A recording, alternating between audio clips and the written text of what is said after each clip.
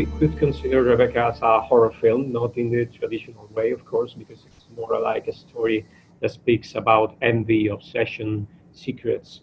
So, as actors, how did you use all of that to create a horror atmosphere, and how were Ben's instructions to about that? I think a lot of it's in the script and in the setting and in the mood that Ben created. I think Ben is an incredible director, getting into like the psyche of human beings and the darkness and the sort of twists and turns of people's, the dark minds. And so I think he created that through his vision and through the shots and through rehearsal. We discussed it, and my favorite section of the film is during the ball, where it becomes so kind of trippy and psychedelic, and you can't tell what's really happening and what's not. And when it gets really ghosty and haunted, that's kind of when it's my favorite section of the movie. I don't really remember exactly how Ben told us to play it, but I know that what we were trying to do is really just try to bring the amazing script that we had to life. We had such an amazing script, and we had such a great piece of source material in the book as well. So it was just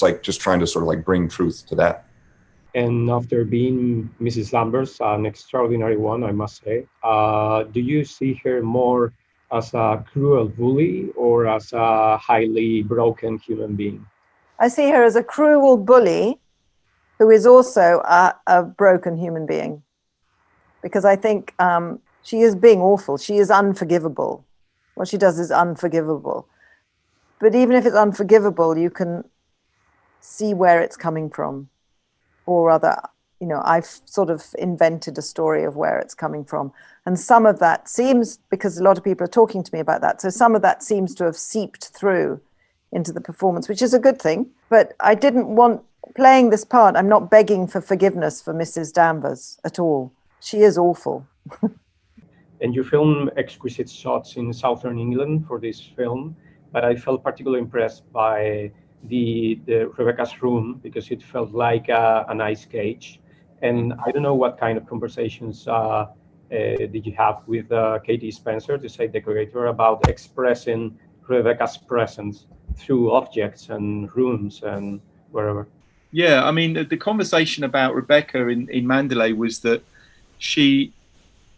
because she'd come from London and then had to go to Cornwall, she'd brought like modern London to Cornwall, to Mandalay, and she was basically in the process of redecorating the house. And so the Rebecca bedroom is a kind of Art Deco, is about as modern as you could be in like 1935, 36. And if she'd have lived longer, she would have ripped out everything in the house and made it like all Art Deco. And we thought of her, there's like two factions in the house. There's Maxim de Winter and there's Rebecca, and they kind of, and Maxim's like the vines, basically the creeping vines, and Rebecca's the Art Deco, and they kind of fight backwards and forwards in the house. And that we imagined that she was like, it was basically like a cancer that was going to take over the whole house and subsume Maxim. So that was kind of the thinking behind it. Lily, how was shooting this scene in the mirror room with Kristen Scott Thomas? Because she says to you very nasty things. So I don't know if afterwards, after the cut, she put a smile on her face or something like that. Totally. Kristen is just the most formidable actress. I mean, she's just terrifying, and I would watch her and just be like blown to smithereens. But she's very funny afterwards, and she was trying to push me out the window, and then we were both laughing about how hammy we'd been. It was actually a really enjoyable scene to do. It wasn't too, it wasn't as horrifying as it looks in the scene.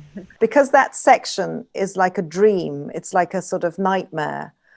That was very, it was very designed. It was very mannered. That is the section where, I was conscious of being in this kind of weird nightmare atmosphere.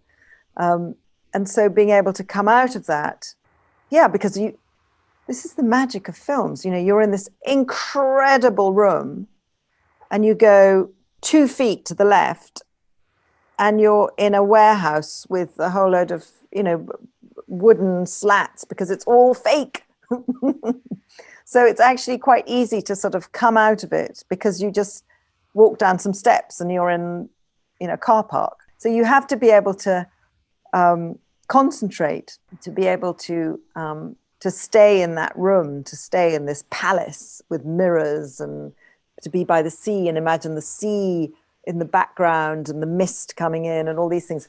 And because of the type of people that you're working with on this particular film, because of the incredible talent that it makes these beautiful sets and the sound and everything else, you know, you're transported pretty easily.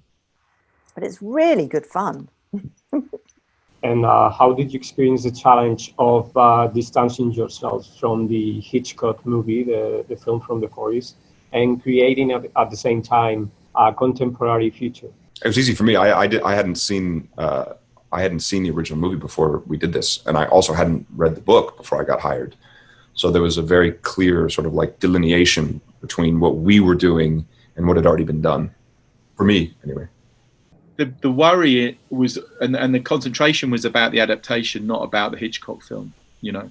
And, you know, I'd seen the Hitchcock film and I'd seen the other TV adaptations as well, and watched all of that stuff, but mainly for due diligence. It wasn't like it was never the thing that attracted me to doing it in the first place. So, you know, you watch it and just to make sure that you're not going down the same path, or which is inevitable because it's from the same material, but you just want to make sure that the things that they did in the movie that were specific to the Hitchcock film and not in the book, you just don't want to be going there, you know. So you keep those changes out. But really, I didn't worry about it up until the point when I do the press, you know, because this is the only time it gets mentioned. You know, you make the movie, and the movie's hard enough to make without thinking about other filmmakers, you know, and like it's a critical position is to think about films in comparison to other movies. That's the job, I know, but for the filmmaker, it's not necessarily how it works, you know. And in a way, you end up reduced right down to dealing with a scene at a time and just surviving those scenes and getting the truth of those scenes through. And other filmmakers are the last thing on your mind.